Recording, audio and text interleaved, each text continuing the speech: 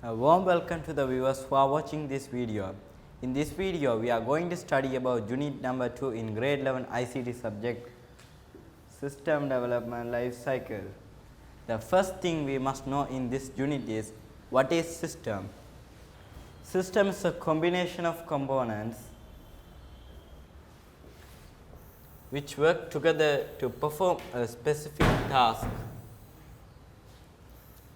See, system is a combination of components. Let's take example, digestive system. System is a combination of components. See, cells and tissues are combined together to form digestive system. So, they are components in digestive system which work together to perform a specific task.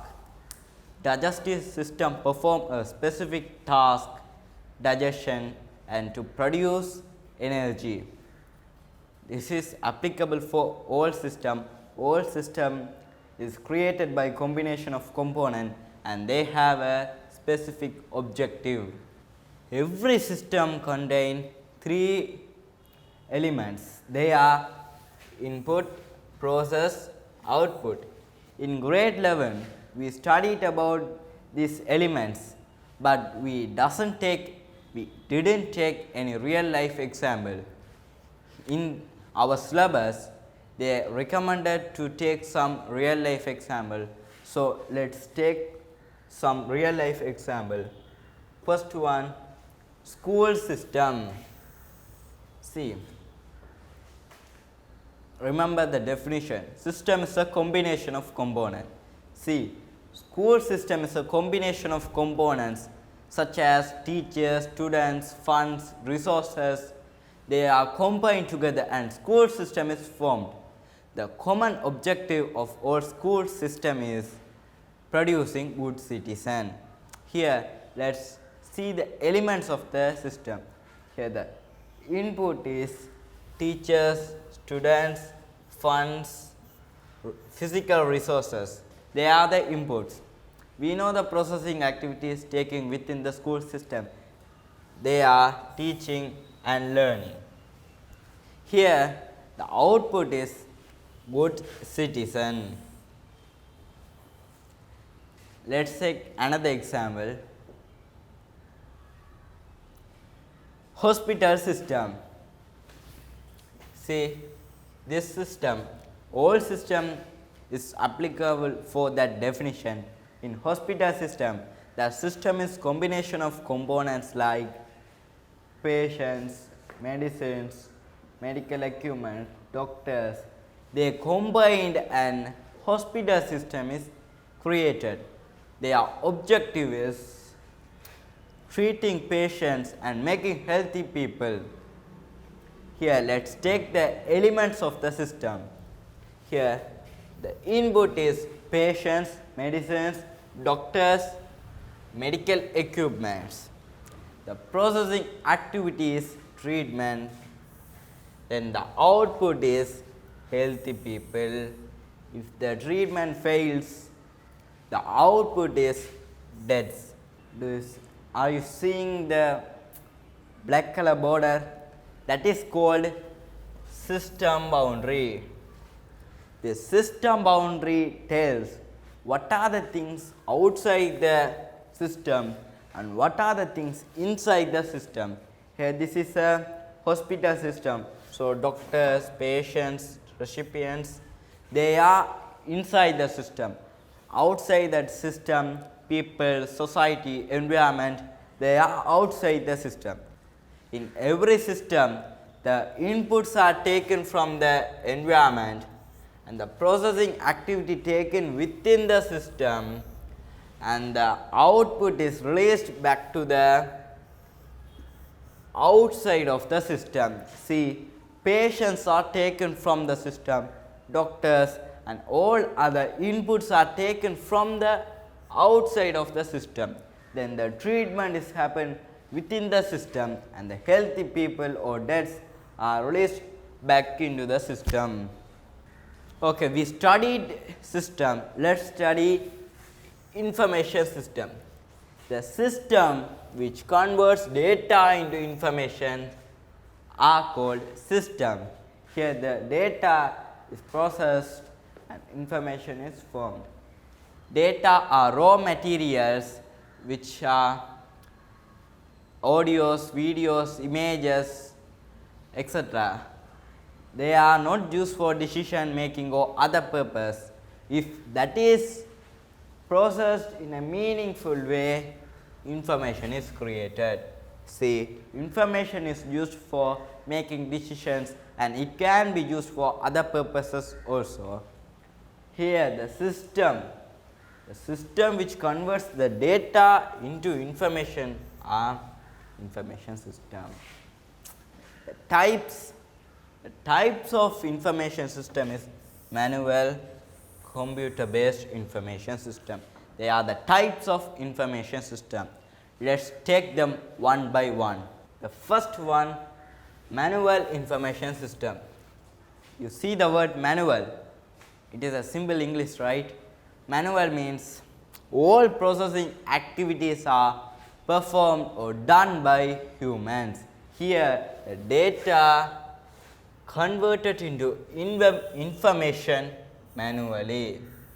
Humans done the processing activities and convert the data into information. Here the components are used in manual information system is papers, files, filing cabinets. See, we are humans, so we need some papers for writing or storing data. One paper is not enough for writing all data, so we want a bunch of papers. If we have bunch of papers, we have to organize them. So files are used to organize them. But one file is not needed.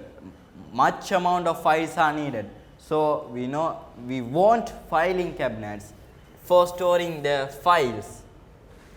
Now we have filing cabinets, but we have to maintain them. So we need some people to maintain them. So these are the components of the manual information system. But in our syllabus they didn't focus manual information system. They focus mainly computer based information system. Let's take that one. Here also word tells everything. Computer based information system. Here data are converted into informations by computers. Here we use computer for doing processing activity, so the data are converted into information by computers. Here the components are hardware, software, database, people, communication devices, the vital components of computer based information system, because these are needed for the performance of the computer. Hardware, software is must. Database is used to store the data, and people are main component because they do the task and they give the instructions for computers. And communication is also important one, or communication devices are also used. So they are components of the computer based information system. Let's take the difference between manual information system and computer based information system. The first difference in accuracy. See, we are humans, we make mistake, that's why we are human. If we don't make mistake, we are not humans. So here less accuracy because humans always made mistakes. So here less accuracy, but computer doesn't make such mistake, so here more accuracy. In manual information system, see, humans need to write the data, then calculate them, then recheck it. So much time taken. So, here more time taken, but think about computers. Computers gives the output within the second, so there is less time taken. In manual information system, see, I already mentioned filing cabinets are needed for storing data, but we want some amount of filing cabinets, not only one, because we have to store many data. So, we want many filing cabinets. So, storing the filing cabinets, we will need some rooms. So, here more physical space, but think in computer based information system, a small pen drive is enough for storing thousands of data. So, here less physical space. And in manual information system, we use padlock for lock the rooms. Think it can be broken easily, and here the data are stolen very easily, but computer based information system has more security. Even though we have some security problems like hacking, breakdown of computers, but we have some methods to overcome them. Here we have some methods like encryption. Encryption is a method used for sending the data very secretly, or that will keep our privacy, and we will put some password to secure our systems, and we have some backup software to back up our data. If the computer is broken down, we will back up the data easily. Let us move to the subject heading System Development Life Cycle. System development life cycle is nothing, it is just a method which includes the process or activities need to be performed for developing a computer based information system. See, the heading is system development, but not manual information system is developed. Here only computer based information system is developed. So, this is computer based information system development. I will come to the word life cycle later. Here SDLC is a method which contains the processing activities need to be performed for developing a computer based information system. Here we have 6 phases. They are identifications of requirements, designing the solution, coding the solution, testing and debugging, deployment, maintenance. Let us take them one by one. Before that, see this one. First one, identifications of requirements, analyzation also happen there.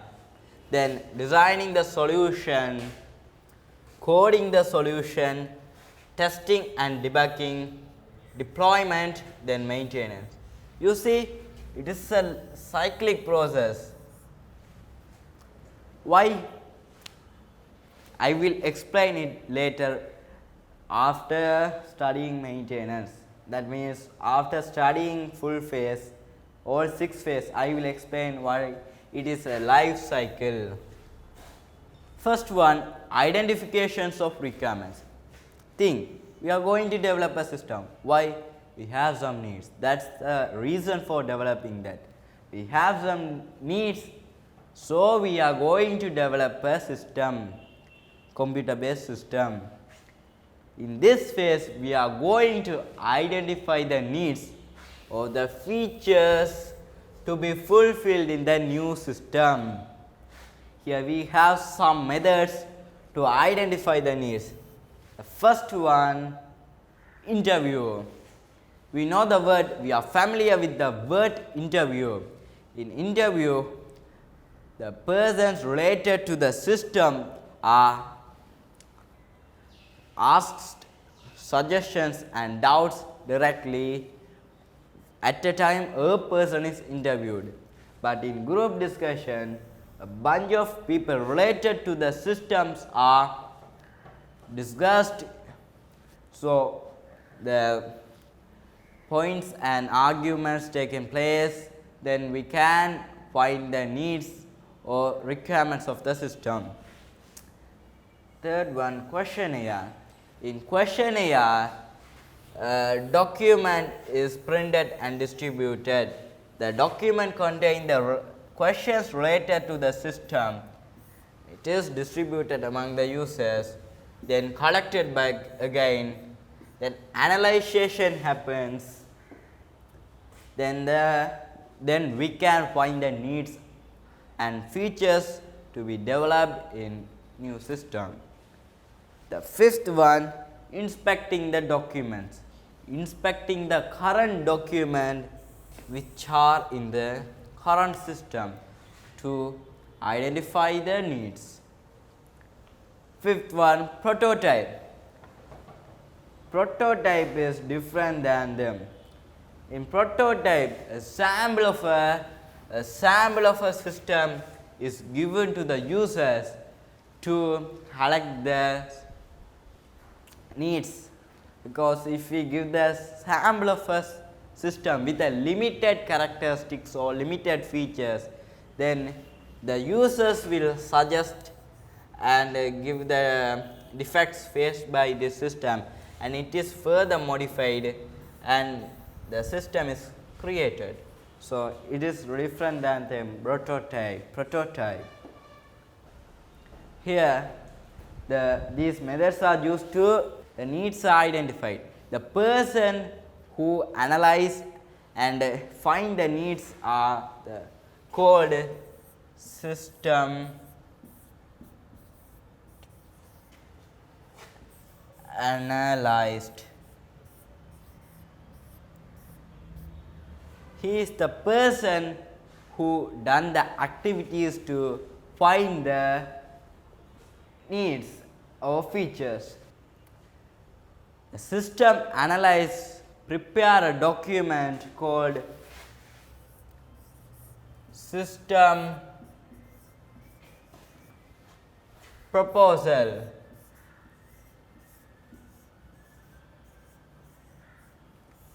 A person who done the activities to find the needs is system analyzed. He prepare the document system proposal. Vice versa, the system proposal is created by the system analyzed. This system proposal consists the needs and features to be fulfilled by the new system. Once the system proposal is accepted by the users, SDLC moves to the next phase, designing the solution. Here we found our needs. So, we are going to identify our components. Here we the identifications of hardware components. These are the activities performed in designing the solution. Here hardware components are identified. Then user interface are designed. We know the word interface. Interface is a component which is used to interact or communicate between humans to machines. And here software components are identified. Then designing the software architecture, then designing the database. These activities are performed in designing the solution. Then SDLC moved to the next phase, coding the solution. Coding the solution, in this phase, instruction needed for functioning the software are written. Say, we found the needs, then we found the components. Here we are going to code it, or in other words, we are going to program it. You may ask questions. We created user interface, then why we need to perform? See, if interface, interface is like this one. Here a word is shown, enter your ID, and blank is here, then there is a next button.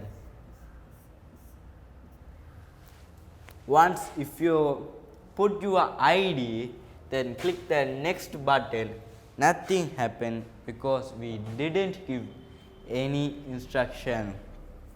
See, without instruction, this is a useless window.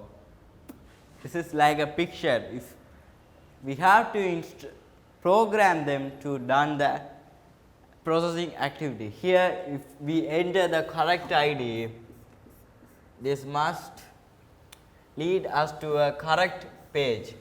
Otherwise, if we give the incorrect ID, it has to store invalid ID. Here,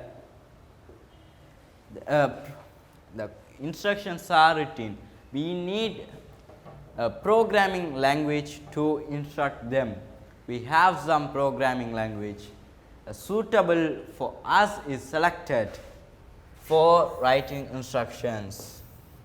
Here we have some programming languages. They are Java, Pascal, C++, C++, Python. There is lot of programming language. These are the popular ones. We know the Pascal, studied in first unit. Then this programming is done by the person called programmer.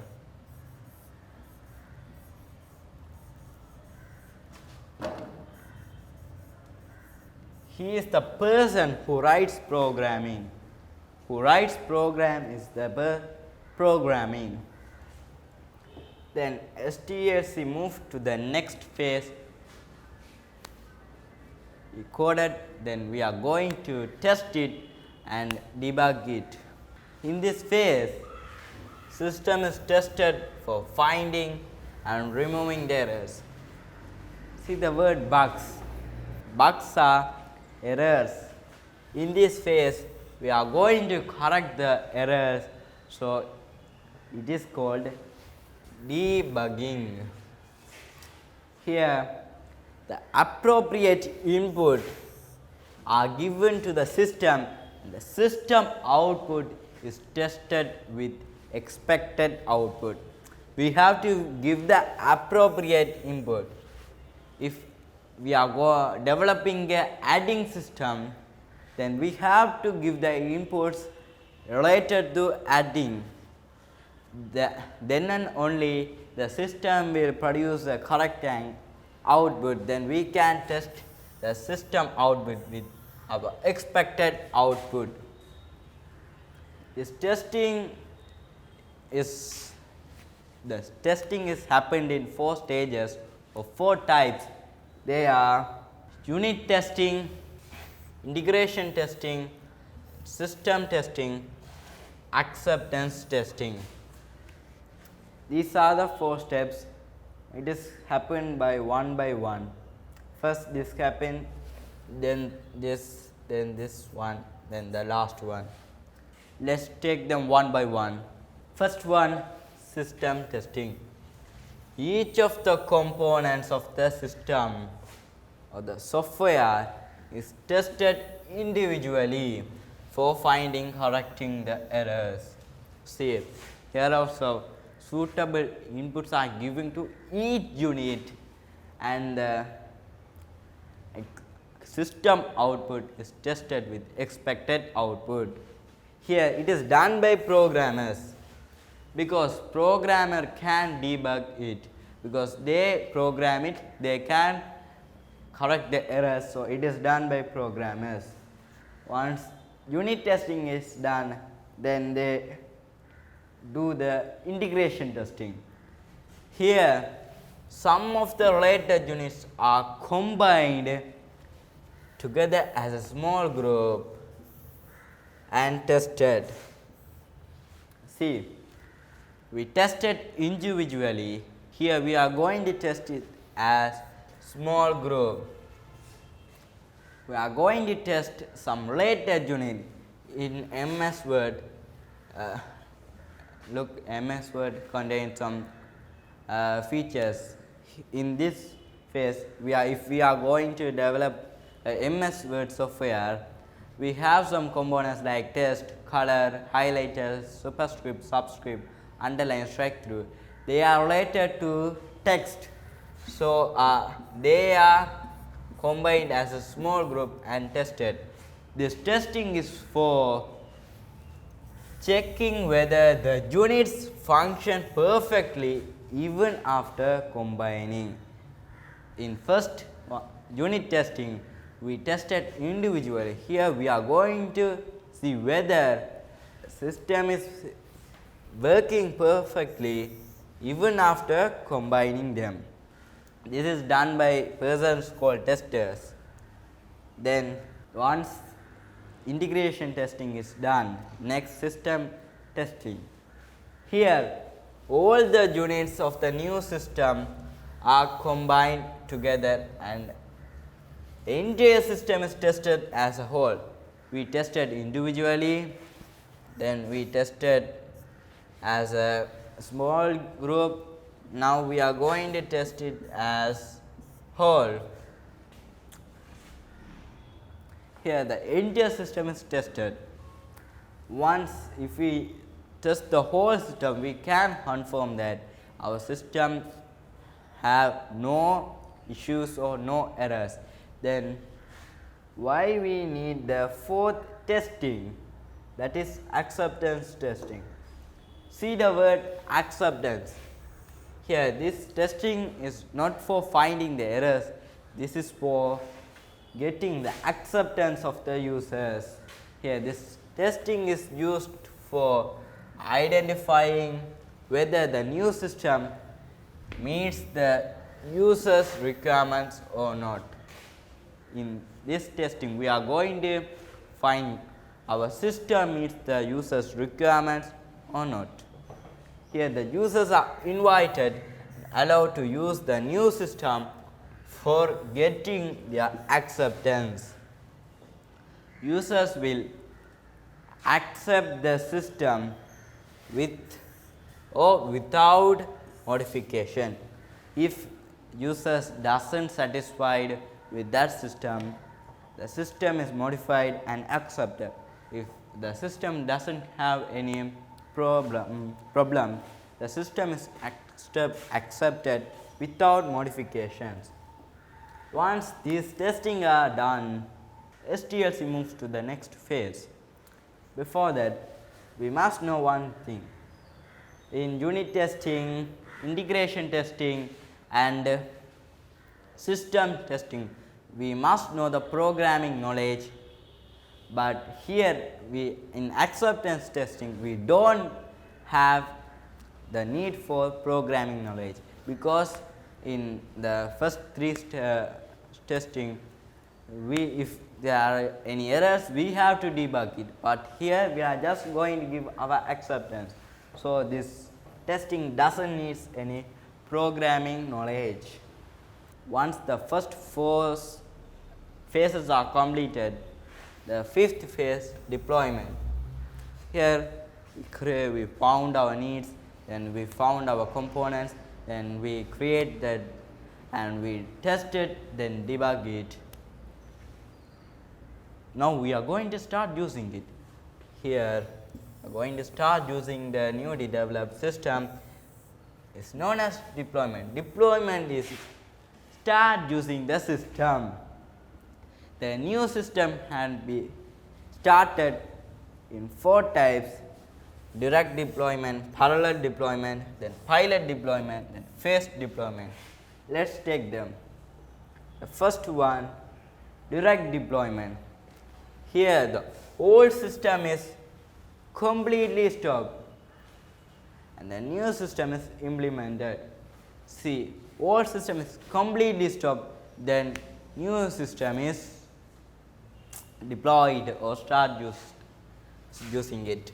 Here we are using a manual information system. Suddenly that is stopped, then computer based information is started. If we start like this one, we have some advantages, also disadvantages. Let us see them. The advantages are less time taken, less cost. Why this one? We have the doubt. I will explain the advantages of direct deployment after seeing the advantages of or after studying parallel deployment. I will go to the disadvantages.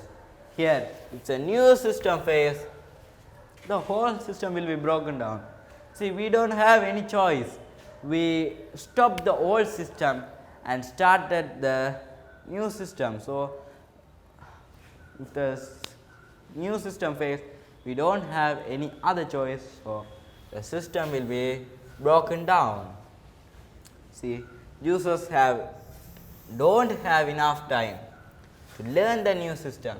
If we are using a manual information system, or think we are using a computer based information system, suddenly a computer based information is given with a high level of technology, but we don't have time to learn it.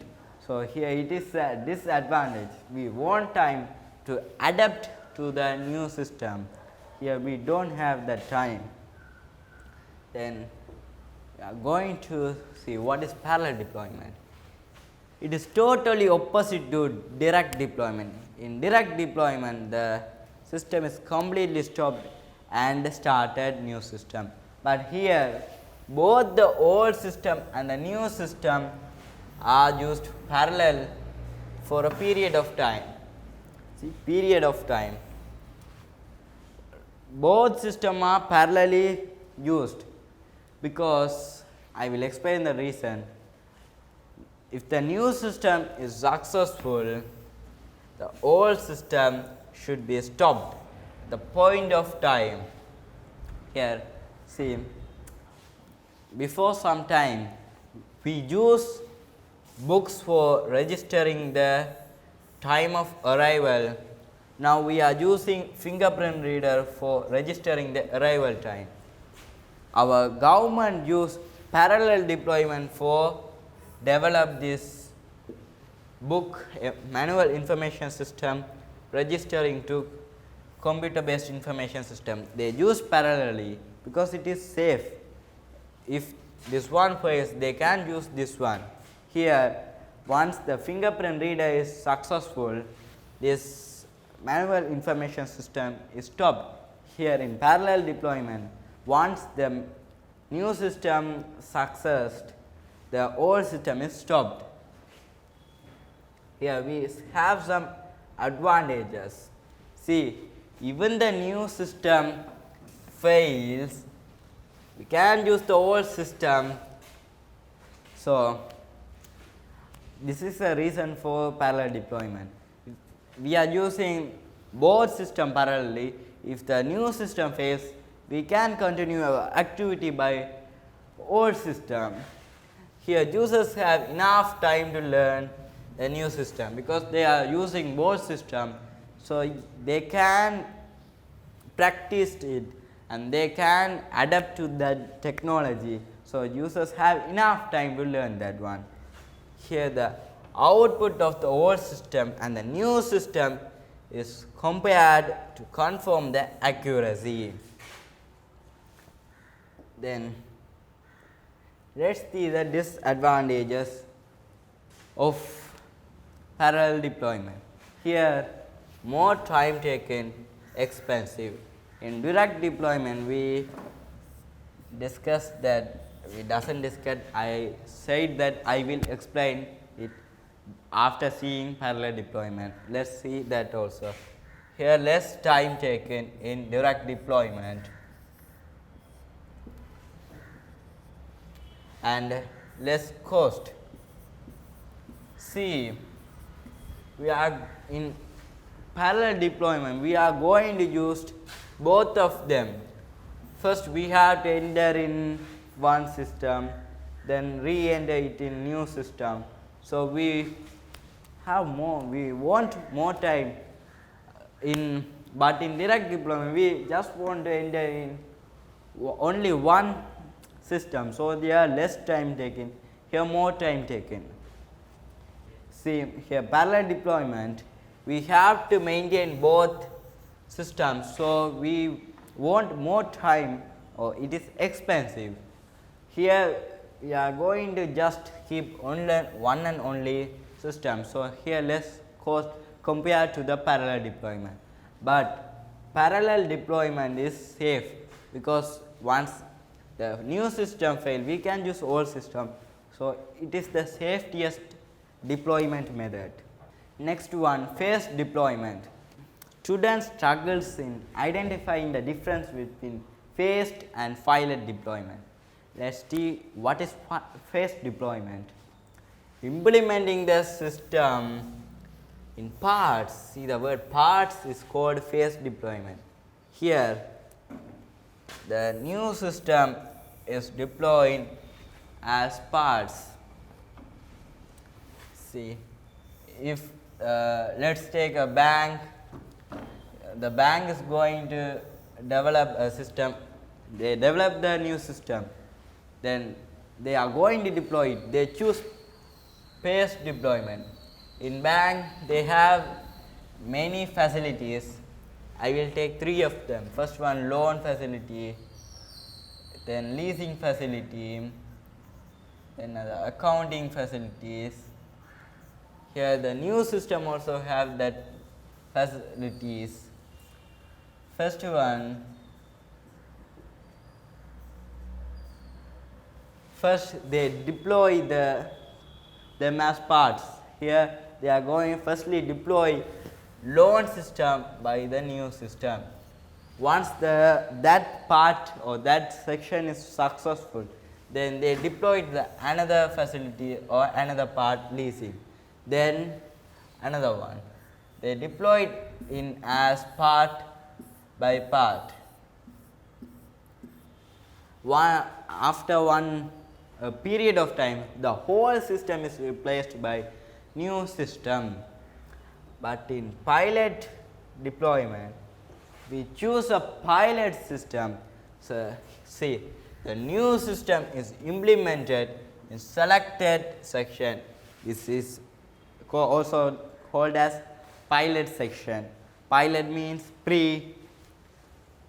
In institution, if it is successful, it will be implemented in all other section.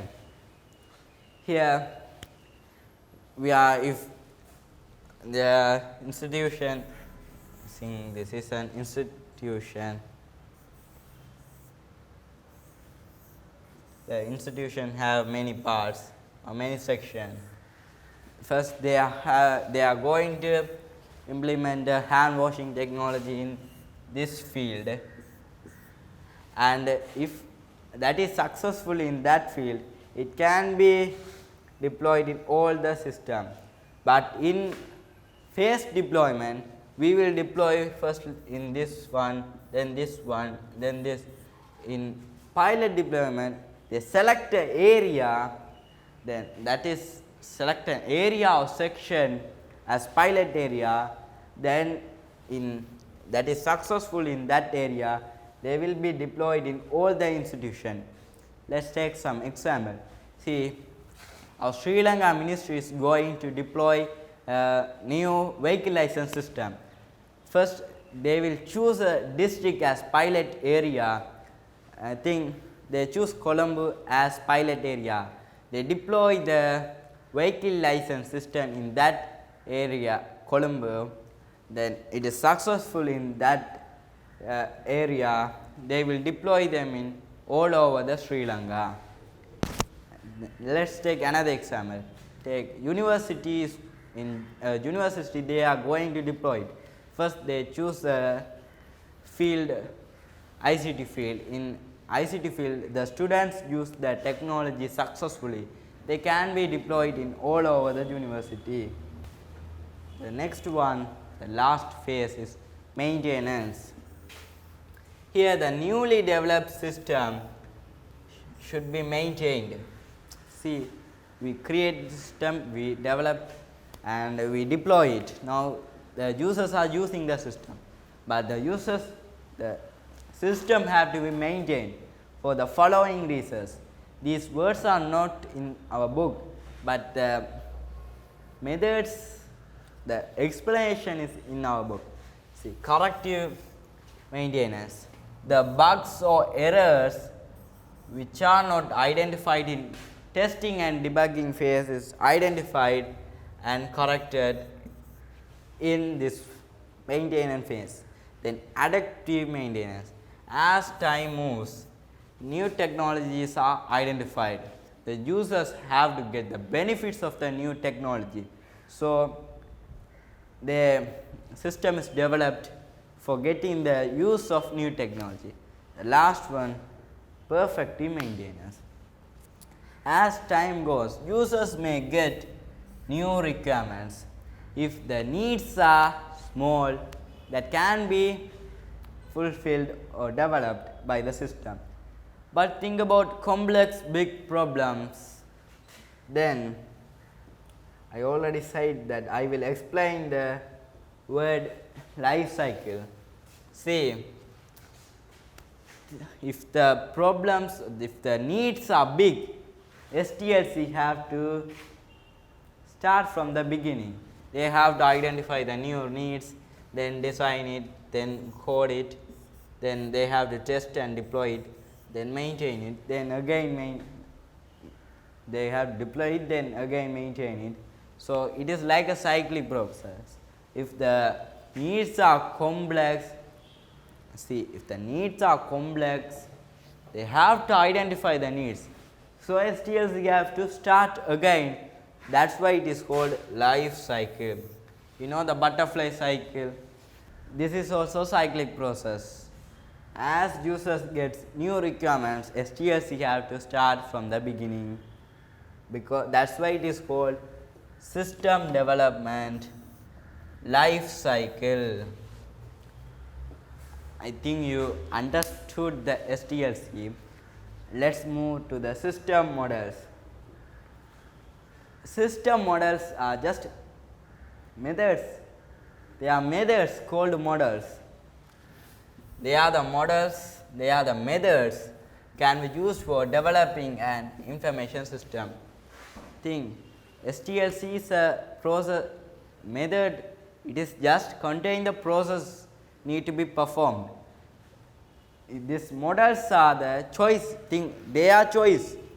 SDLC have the process, these are choices. We can use all of them contain 6 phases or same phases, but it is slightly different from them. So we can choose the models which is suits for us to develop our system.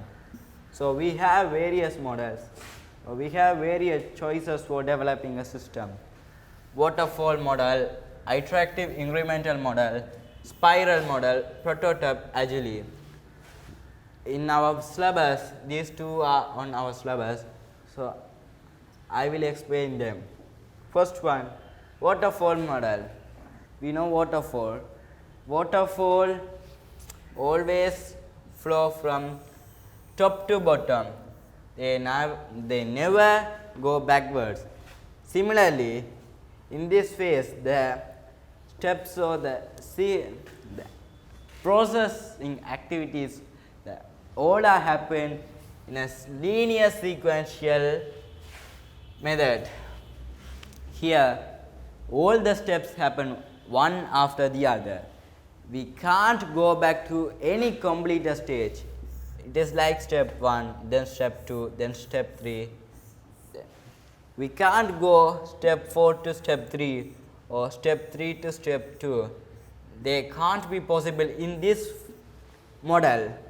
So it is suitable for short time development. See, if users expect that system will be this one or that one, but users can view the final system in the final phase of or in the last phase of SDLC. So, it will be looked differently than their expectation.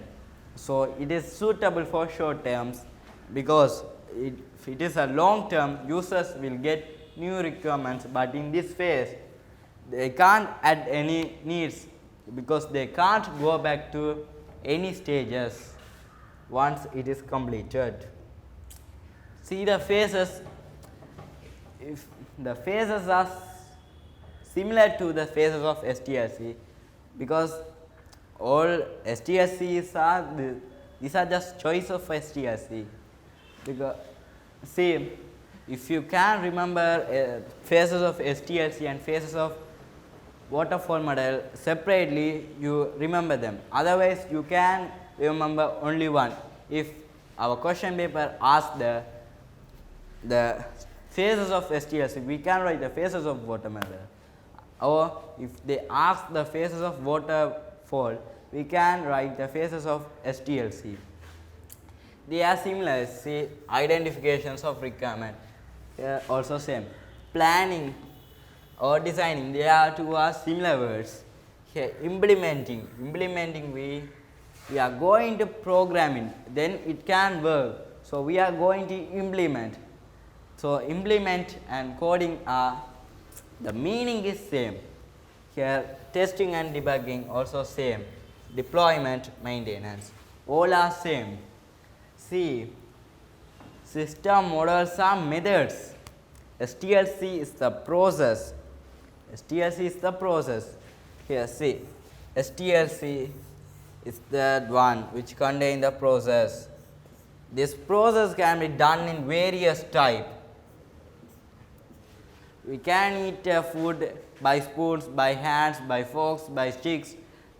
Similarly, this SDLC can be processed or can be done as this one. We have so many choice, that's same, but the activities performed in all models are similar, also same, but the process activity happen in the models are different. See, in this model, the specialities we can't go back to the completed stage. So, that is in other stage, in other model we can go to this step, then this step, that will be a non-sequential process. In waterfall, it is a sequential process. In other models, there will be different. See, prototype, it is a sample of the system is given to them, then that is developed. So, models are different ways, think like that one. Here, we can go back to the completed stage, we can go step by step, then users can find the output in the last stages of this one. It is like a waterfall, that's the reason for it is called as waterfall model. I already explained waterfall doesn't flow in the backward direction. So, that is why this is called as waterfall model. The second model in our syllabus is iterative incremental model. It is totally opposite to that one.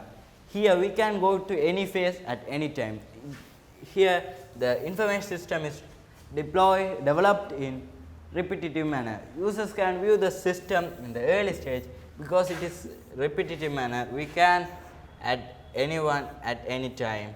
Here it is suitable for long time, because if users get any new needs or they want new features to be added in that system, it can be added in system, because it is developed in a repetitive manner. So, we can add any need at any time. It is the advantage of this one.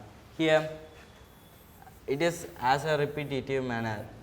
At end of every repetition, the system is given to the users and then it is further modified. at the end of every repetition, the system is further modified. Let's find a difference between waterfall and iterative incremental model. The first is the waterfall is applicable or suitable for the system which are developed in short terms, but the iterative incremental model is mostly suitable for the system which are developed in long term. Here in waterfall model, the needs must be fully captured. Needs must be fully captured at the beginning.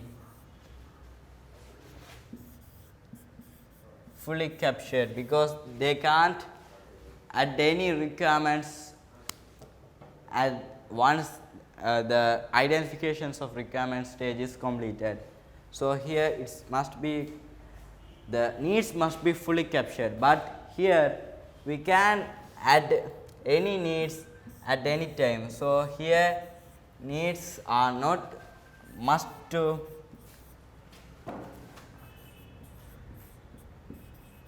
here needs are not must to fully captured at the beginning, not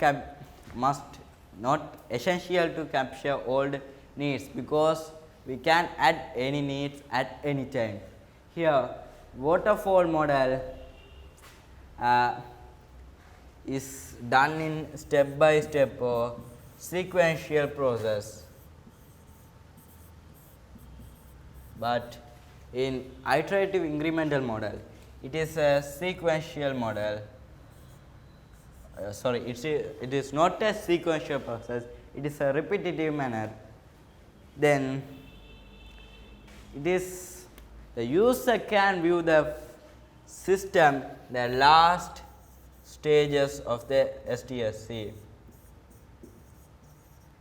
stages, but in iterative incremental model user can view the system in the beginning stages of the system, because it is a repetitive manner. User can add any requirements, and at the end of the requirement and at the end of the repetition users can use the system and they can give the suggestion and further modified, and it is user friendly one time model.